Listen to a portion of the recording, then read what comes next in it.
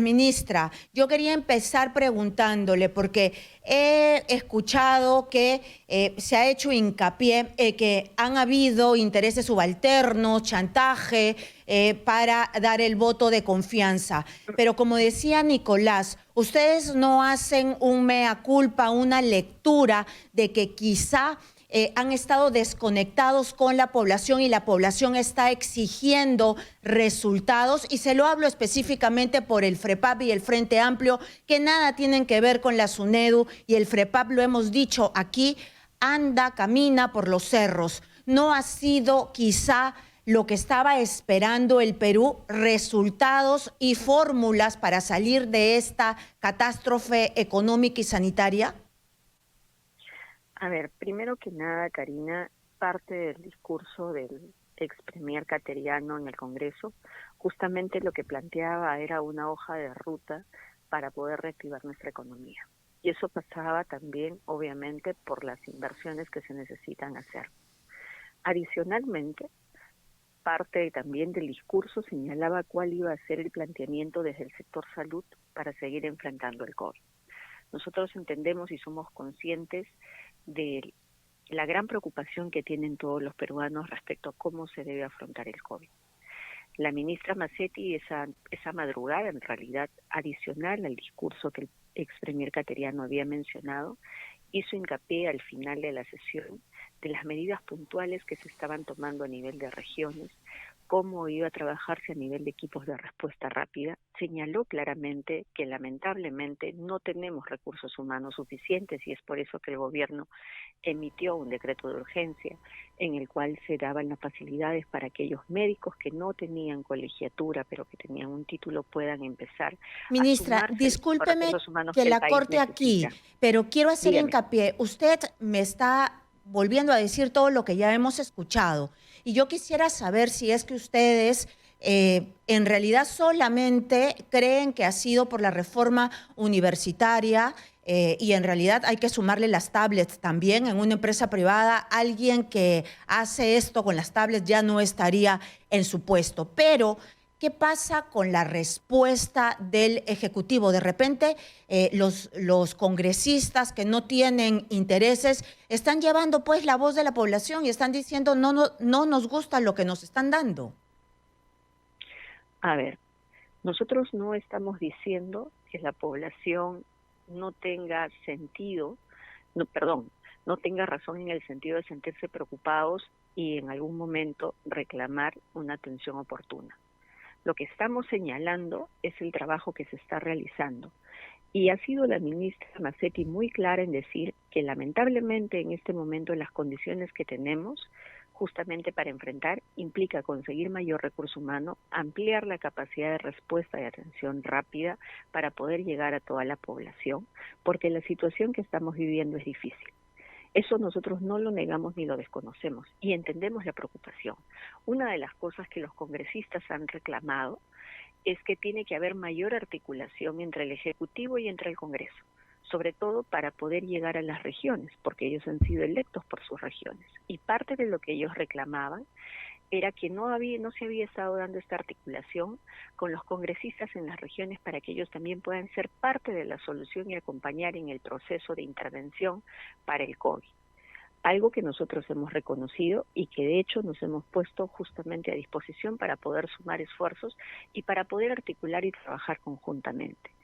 Ese es uno de los reclamos que los congresistas estaban señalando de acuerdo a las denuncias y las demandas que ellos tienen en sus regiones y que a veces ellos carecían de información de las intervenciones que se estaban haciendo. Entonces solicitaban ser parte de la solución, solicitaban ser parte de las coordinaciones que se hagan con el Comando COVID. Y en eso somos conscientes que quizás en la primera etapa no se ha dado. Y era parte de lo que la ministra Mazzetti señalaba, en que vamos a tener que hacer todo el esfuerzo para sumar esfuerzos, no solamente ejecutivo y legislativo, sino sobre todo también con el sector privado. Porque la única forma de poder enfrentar en la pandemia es articular todos para salir adelante. Y ahí sí debemos hacer una autocrítica, definitivamente. Si bien es cierto, hemos sumado al sector privado en muchas de las intervenciones, no ha sido lo suficiente. Y es por eso que en este momento nosotros buscábamos el voto de confianza para poder articular conjuntamente ejecutivo, legislativo, sector privado, asociaciones civiles, iglesia, para poder llegar a la población y todos poder articular adecuadamente y que no se vea algo sesgado o que no se vea intervenciones muy particulares por diferentes lados, sino que todas sean unificadas y que así se pueda llegar a poder coberturar a la mayor parte de peruanos en las regiones. Claro, ministra, pero igual la preocupación es el tono del mensaje del presidente el día de ayer, donde le achaca la responsabilidad de haber negado el voto de confianza, una especie de conspiración de los dueños de las universidades que han perdido el licenciamiento, cuando esa no es la discusión sobre el caso del ministro Martín Benavides. Es decir, se ha planteado, y es absolutamente legítimo hacerlo, que en el caso de la UTP se otorgó licenciamiento a filiales que no estaban calificadas, como en el caso de ICA, y en el caso de la UPAL, la Universidad Peruana Alemana, ministra, tiene tres aulas. Ese es nuestro proyecto de transformación de la educación universitaria en el Perú. Uno. Y dos, lo de las tablets, por favor, como decía Karina. Usted hace eso en una empresa privada y al día siguiente está fuera. Porque ha sido un fiasco y hemos estado a punto, ministra, de entregarle un negocio multimillonario a una empresa minúscula, lo cual convierte este asunto en un tema sospechoso, porque ese tipo de cosas pasan cuando hay corrupción atrás. Nicolás, creo que más bien la decisión de no otorgarle justamente el contrato a una empresa que no reunía las características, que no podía conseguir ni siquiera una carta fianza, que no tenía relación con la casa matriz, justamente ratifica la voluntad que se tiene de no ceder ante posibles actos de corrupción. Yo entiendo, y lo he dicho ya el día de ayer, el Congreso tiene la legitimidad de poder cuestionar los actos de cualquiera de los ministros porque considere que estamos haciendo las cosas incorrectamente o estamos cometiendo errores. Pero existen mecanismos legales, Nicolás, que la Constitución establece para que el Congreso pueda ejercer su control político sobre nosotros. Y eso es la interpelación y posteriormente, si es que un ministro no llega a convencer ante las preguntas del Congreso, ellos pueden proceder a la censura. Y eso es algo eso es parte de las instituciones democráticas que tenemos que respetar. Pero el tema es que no debimos llegar al punto donde llegamos en este caso de las tablets, y si no fuera por la intervención de la Contraloría por un lado y la prensa por el otro, porque acá ha intervenido la prensa digital especializada y hemos intervenido diferentes medios de comunicación en señalar lo que está pasando, de repente esto terminaba aprobándose y procediéndose, pero en fin. Es un supuesto, y yo coincido contigo en que tienen que caer los responsables, obviamente, de este hecho. O sea, eso no está en discusión, Nicolás. Que se denuncie, que se investigue y que se asuman las responsabilidades que se tienen que asumir, obviamente. En eso coincido completamente contigo. Pero no confundamos las cosas. O sea, todo tiene un espacio y un momento. Yo ratifico, todos los ministros tenemos que dar cuenta, no solo al Congreso, sino a todas las autoridades que nos exijan frente a un error o frente a una negligencia. Y eso está bien. Pero estábamos en un espacio de un voto de confianza en un momento donde el país está en crisis, en un momento donde estamos viviendo una pandemia, en un momento donde no podemos paralizar al país, en un momento donde ya no debemos polarizar ni siquiera este tipo de discusiones, en un momento donde el país necesita que sus autoridades trabajen de la mano conjuntamente, donde se necesita sumar esfuerzos, en un país donde el Ejecutivo necesita de su poder legislativo para articular medidas en beneficio de la población para salir de esta guerra. O sea, ya no debemos perder el tiempo en discusiones, ya no debemos perder el tiempo en seguir peleando, discutiendo. Tenemos que sentarnos a trabajar juntos. Y eso es un llamado al Congreso, con quienes muchos, mira, yo desde la cartera donde he estado en producción, he tenido una muy buena relación siempre con el Congreso de la República. En la región donde he trabajado he tenido una muy buena relación con los congresistas de la región porque era una forma de justamente cruzar información y trabajar articuladamente. Ministra. Pero no siempre ha sido así, entonces sí necesitamos de poner nuestras posiciones personales para poder sumar esfuerzos y no parar el país y salir adelante. Ministra, estamos de acuerdo, por supuesto, que todos tienen que unir fuerzas y que estamos en una situación de emergencia y que es el peor momento para ponernos a pelear. Pero, como usted representa al Ejecutivo, yo diría, ¿por qué llevar a un ministro a un voto de confianza que ya traía pues una carga, y no la carga solamente de SUNEDU, sino de las tablets? Pero más allá al tema del ministro de Educación, ¿por qué no el premier, el ex premier ya, Cateriano, no lo advirtió al país? Si lo estaban chantajeando, si él había hablado con diferentes bancadas. Tengo entendido que hoy día ha dado una entrevista y que ha dicho que César Acuña le había asegurado el voto de confianza. ¿Por qué no lo dijo claramente? ¿Por qué todo esto tiene que ser bajo la mesa? Como usted comprenderá, Karina, lamentablemente yo no le puedo responder ese tipo de preguntas porque no he sido parte de ese tipo de conversaciones. Creo que la persona idónea para responder eso es el ex premier Cateriano. Pero sí quiero incidir y recalcar lo que usted acaba de mencionar al final. No podemos estar trabajando con acuerdos bajo la mesa. El país no se merece eso. Necesitamos transparencia y necesitamos decir las cosas directamente y abiertamente. El discrepar es válido y es bueno en una democracia. Y eso está bien, y hay que decirlo, no es malo discrepar. Pero creo que el desafío que tenemos de cara adelante es justamente coincidir y buscar soluciones y esfuerzos para sacar al país adelante. ¿Quiere que le sea sincero, Rocío? Como siempre, yo creo que Nicolás. ni siquiera deberíamos estar discutiendo esto. Exacto. Y sinceramente yo creo que el ministro Benavides no debería estar ahí. Eso es mi juicio personal. Solo por el hecho de las tablets, por la responsabilidad política de haber permitido que pase una cosa así. Deberíamos estar discutiendo otra cosa, que es cómo vamos a hacer para enfrentar una pandemia que está entrando en sus peores momentos.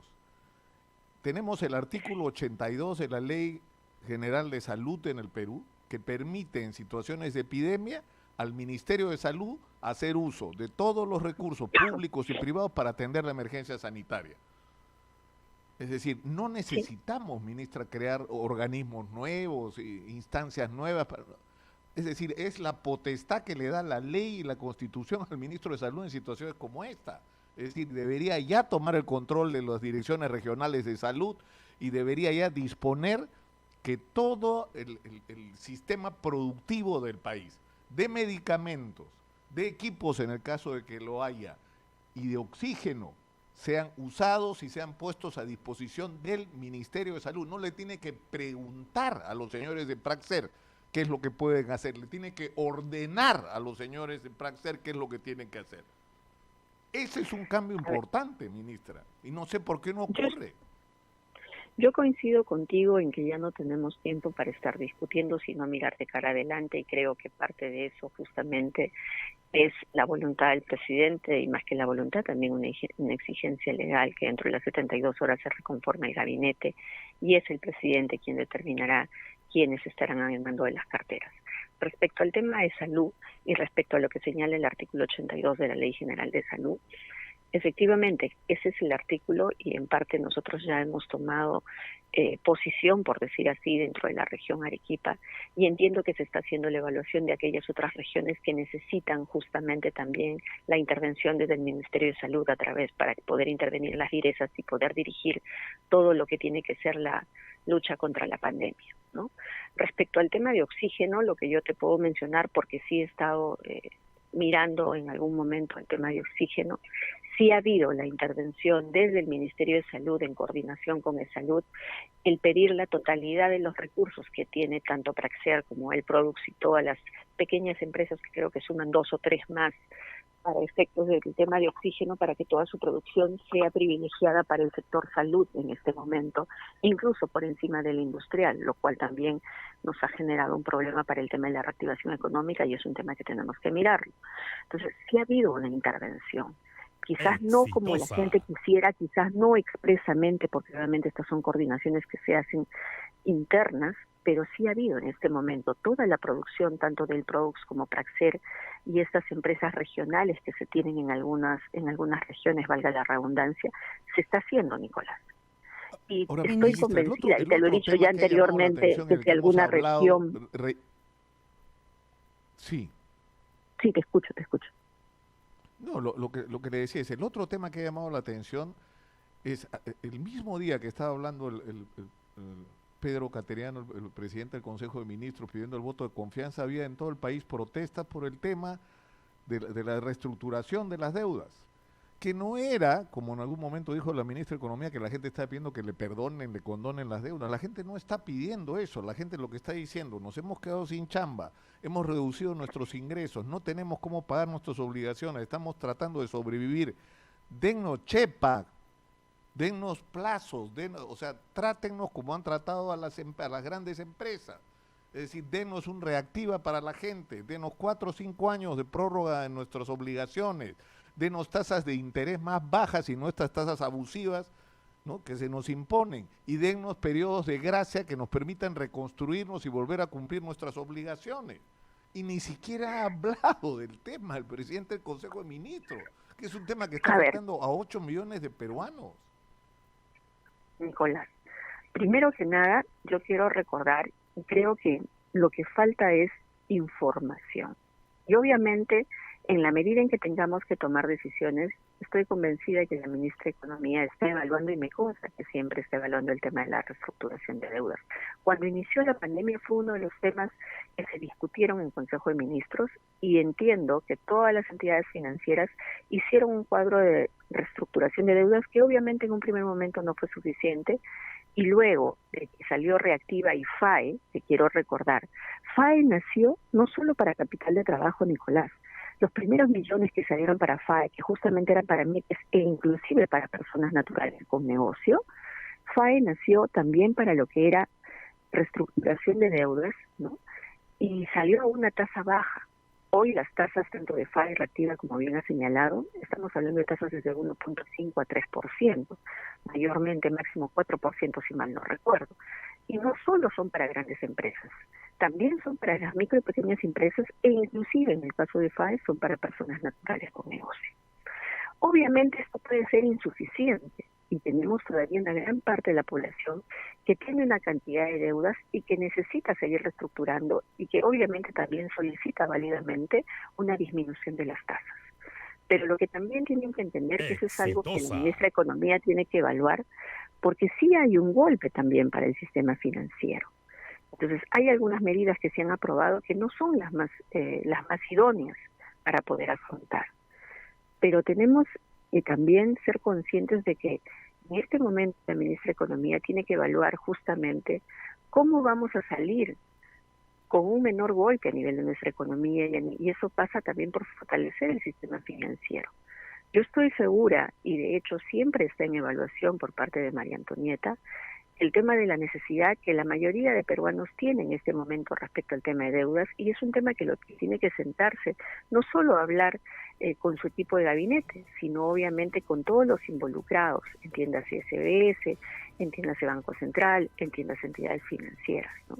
Entonces lo que yo pediría a la población, nosotros sí escuchamos lo que la población señala, y hemos dado muestras siempre de dar respuestas. No en el momento en que la población exige, porque obviamente eso implica una evaluación seria y debida. Entonces lo que yo pediría es simple y llanamente que tengamos paciencia y que obviamente se está evaluando desde el Ministerio de Economía cuáles son las medidas para seguir apoyando a esa población que sigue afectada, tanto más si las medidas que originalmente salieron estaban pensadas en un horizonte de una pandemia en que ya estaríamos en la cuarta etapa y que es algo que no se ha dado hasta el momento. Ministra, ¿ya fueron convocados hoy día a Palacio de Gobierno? ¿Hoy día se darán los cambios?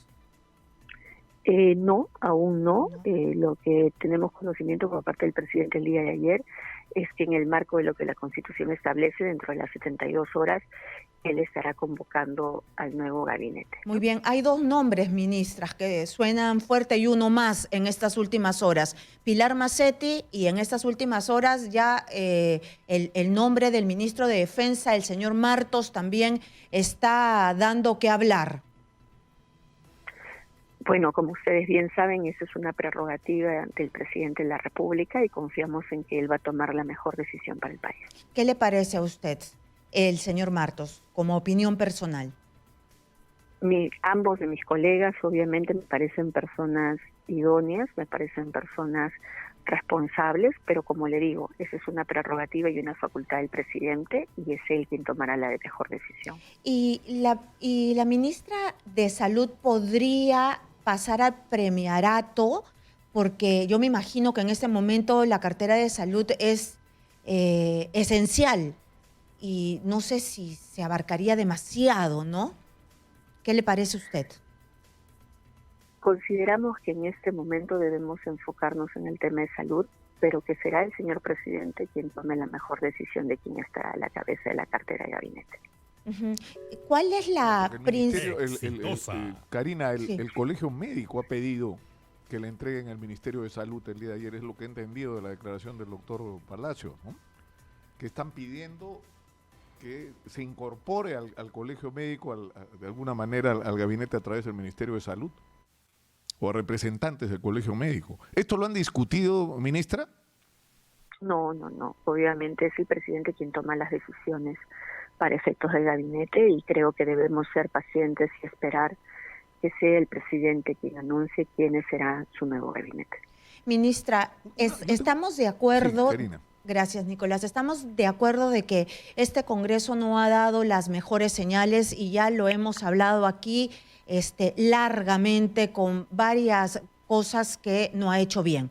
Pero sin embargo, yo quisiera saber si desde Palacio de Gobierno hay un solo punto donde ustedes digan, efectivamente, aquí hemos metido la pata, nos hemos demorado, no hemos atendido, no sé, de repente no tomar de una vez el control todo el sistema de salud y no solamente focalizadamente en Arequipa, porque todas las regiones están solicitando esto. Hay un tema o las temas rápidas y no fueron las moleculares con la gestión actual, un tema que a ustedes en conjunto como gobierno dicen, aquí sí nos equivocamos.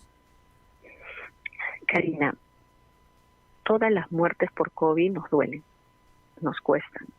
Y obviamente es siempre una llamada de atención para poder fortalecer más las respuestas que tenemos desde el sector salud y desde el sector de la reactivación de la economía.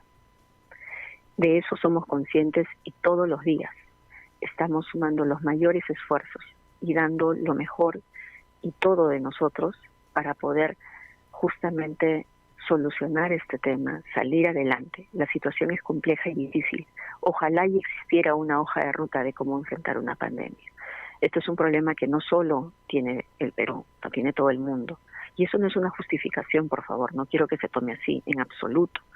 Definitivamente siempre hay cosas que mejorar. Definitivamente tenemos que mejorar nuestra capacidad de respuesta y también tenemos que lograr que la población sea responsable también de su propio cuidado.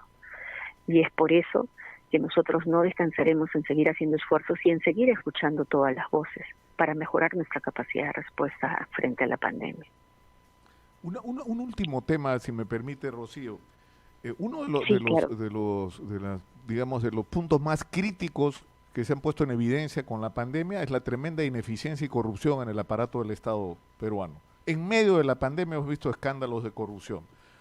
¿Y cómo se ha podido manejar esto con el control concurrente de la Contraloría y con la mayor transparencia en las transacciones, lo cual ha permitido que la prensa intervenga, se entere y denuncie y detenga en muchísimos casos, ¿no es cierto?, intentos de cobros indebidos, de sobrevaloraciones, etcétera? Pero el otro tema es el de la ineficiencia. Y eso tiene que ver, ministra, con, o sea, ¿cuántas personas en el Perú son puestas donde están a dedo? Porque son personal de confianza. El director de un hospital es personal de confianza. Eso tiene que cambiar. Tiene que acabarse el sistema de la dedocracia en el Perú. Nicolás, yo creo que lo importante acá es que las personas que ocupen los cargos cumplan los perfiles, pero que también obviamente sean las personas idóneas y que tengan la experiencia necesaria. Pero acá cada quien tiene que asumir sus responsabilidades.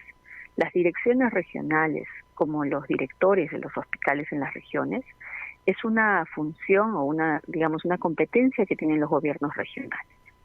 Entonces, cada quien debe asumir su responsabilidad y darse cuenta que si una persona no funciona, como bien señalas tú, o no está haciendo su trabajo idóneamente, debería ser removida como nos lo exigen acá y como pasa acá. Entonces no confundamos, esa no es una competencia del Poder Ejecutivo. Esa es una competencia de los gobiernos regionales, quienes también tienen que hacer en este momento, y en realidad ya estarían tarde, ya lo han debido hacer desde el primer día, pero no está una evaluación funcionando, de ministra. vida y a conciencia, Ministra, y por lo mismo, pero eso a eso no voy, está tienen que pero cambiarlo. eso no está funcionando. Sí, la otra conclusión es que no ha funcionado la manera como se ha manejado la descentralización.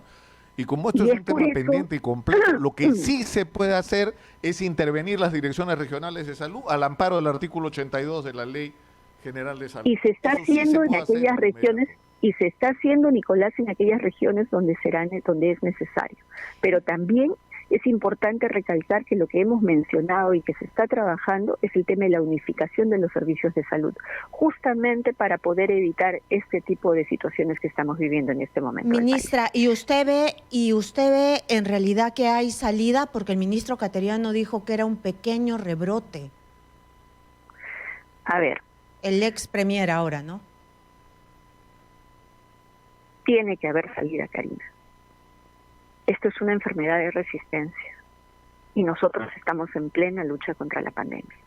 Tenemos un rebrote, sí tenemos un rebrote.